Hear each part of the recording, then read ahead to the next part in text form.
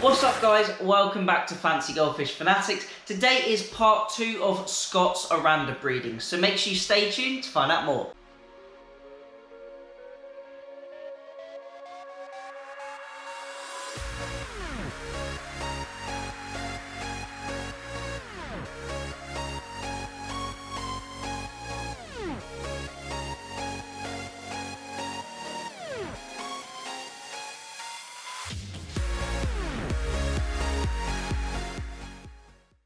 Hey Fanatics family, welcome back. As always, check out those links in the description. Make sure you're following our Facebook page for all our regular updates and posts as well. Now, hopefully you saw episode 1, which I think came out maybe last week or the week before, where we looked at Scott's Oranda that have been breeding and his Calico Oranda that have produced some eggs. And in today's video, we're going to be taking a look at those eggs and how they've hatched and turned into young fry. We're going to be talking a little bit in depth about how to raise goldfish fry, because I'm sure a lot of you at home will want to hear that. And if you do have any questions throughout the video, feel free to comment down below and I will do my best at answering them. So without further ado, let's check out the footage and let's see some baby Oranda.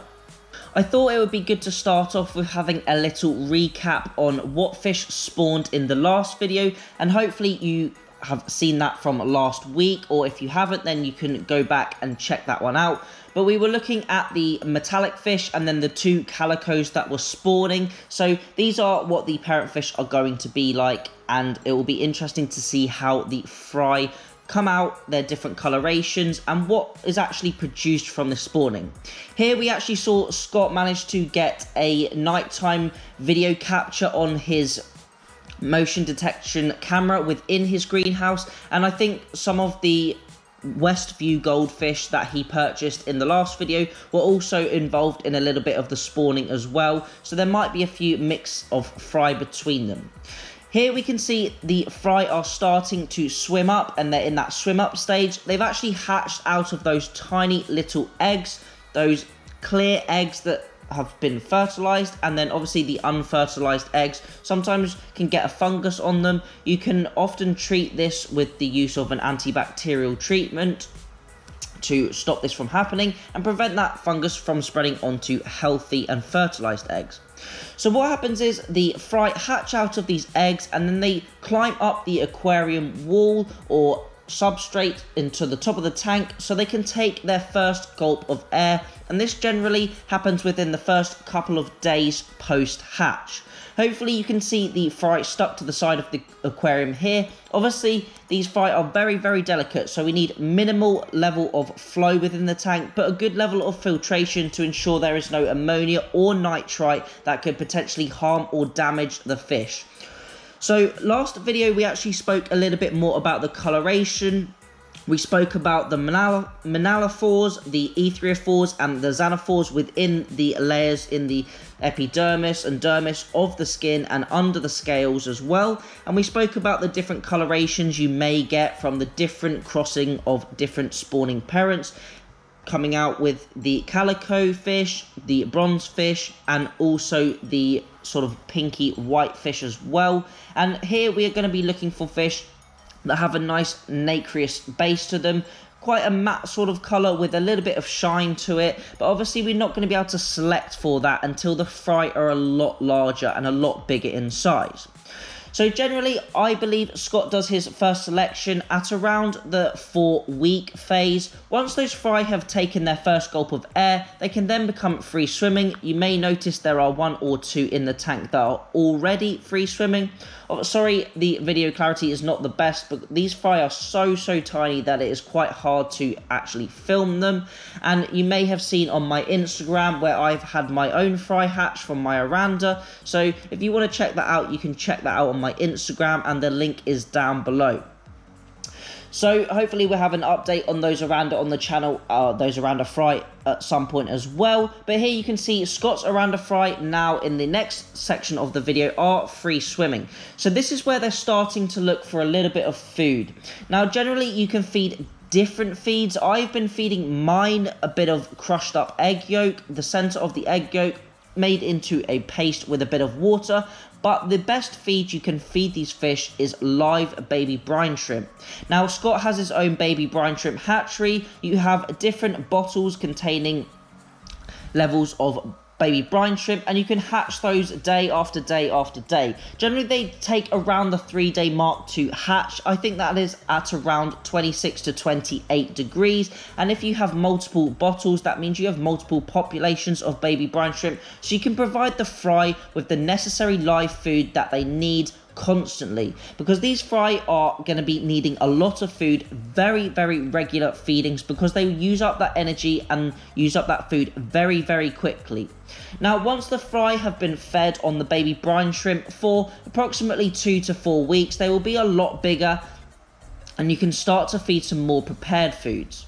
Now, some prepared foods can include some really fine granular feed, but most often it's best to use a really fine dust. Now, you can use a sort of dust from your own pellets, whatever pellets you decide to feed your fish. However, generally a fry diet should be really high in protein, because they are building muscle blocks very quickly in comparison to your larger fish and your older fish, which don't quite need that same level of protein. So once the fry are free swimming and you have fed that baby brine shrimp, and then you are moving on to a prepared diet like fine granules or a fine powdered food, once the fry start to get a little bit bigger, around that 2 to 2.5 centimeter size, you can also include another live feed such as Daphnia within the diet. Now, Daphnia is a great live food as it is packed high in protein and fat, and it also can survive within the tank environment. Now, baby brine shrimp need saline water to survive in, because they are generally found in the Great Salt Lakes, so they do not survive for very long within our freshwater aquariums. However, Daphnia are a freshwater invertebrate that you can add to the aquarium, and they will survive until they are obviously eaten by your hungry fry. So having a Daphnia population in a separate tank or system is really efficient to get really good growth rates out of your fry, because you do not want to be stunting your fry, because that could potentially lead to reduced growth and impact in the rest of their life cycle if they are not getting enough food for the first few months of their life. As you can see, these fish are now swimming around, and I assume Scott has put some baby brine shrimp within the tanks after the first few days, so they are starting to feed on that. But within, I would say, the first 2 to 3 days, the fry actually feed on the yolk sac, which is within the egg that they hatch out of, and that gives them enough energy to start moving around and looking for their live food. Now, alternatively, as I mentioned, if you do not want to feed live feed, you can feed egg yolk as well, as this is another high protein source that is very fine and easy for the fry to eat, but it doesn't quite provide the fish with the same natural instincts that a live food has, and it doesn't quite move throughout the water column the same as a live food would. But here you can see the plants are providing lots of cover and shelter, and assuming they also have lots of little microscopic invertebrates on, and algae which the fish fry can eat themselves. But obviously the plants are also helping to oxygenate the water, and they are helping to make sure the water is nice and clean, away from any organic compounds. Now, doing water changes on systems like this is very difficult to prevent scooping up the fry, so it's good to raise the fry in large volumes of water, or connected to a large system with the use of sponges to prevent the fry from going into any filters or getting damaged by any mechanical equipment. So now we have gone over how the fry hatch, how they are raised, what you need to do to raise them. Hopefully in the future videos we're going to have a look at them when they're slightly bigger, and probably talk about the culling techniques and methods that Scott in particular uses, and that breeders of goldfish use as well, because obviously you will end up with a huge amount of fish. Goldfish can lay thousands of eggs, so you can end up with quite a lot of fry. Now, generally, I won't go into too much detail in this video, but generally culling rate can be obviously quite difficult for some people to understand, and obviously you don't really want to be killing healthy living things. However, if you do not cull, you will end up with lots of runts, you will end up with lots of fish that cannot swim properly, that are deformed, that generally won't have an optimal life, and you don't want to be creating lots of sort of fish that are deformed going into the aquarium trade or within your systems, because that is not optimal brood stock for you to be breeding from and providing that genetic characteristics into future breedings. So Scott will likely cull first for split caudal fins and body shape as well, looking for any deformities, any kinks, any potential problems with the tails. But obviously the fish need to be quite a little bit bigger than this so you can identify those. But as I said, we'll go over that in a little bit more in depth in the other videos, but that is all of the video footage he has provided for us. So now I'm just going to wrap up the video.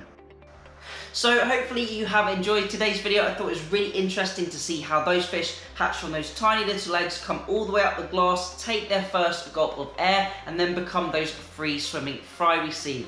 Now hopefully in the next couple of months we will get an update, maybe a part 3, and looking at how these fish have developed, maybe talking a little bit about the selection process, what Scott looks for in particular, and how he selects his fish, how they've come on from those tiny little fry to hopefully some small young fish that he is going to grow on throughout this year. So hopefully we'll get that update, as I said, in maybe a couple of months. If you do have any questions, let me know down below. If you breed your fancy goldfish at home as well and want to get involved in the channel, then leave a comment down below, or you can email me at fancygoldfishfanatics@gmail.com, and I'll do my best to get your setup and fish on the channel.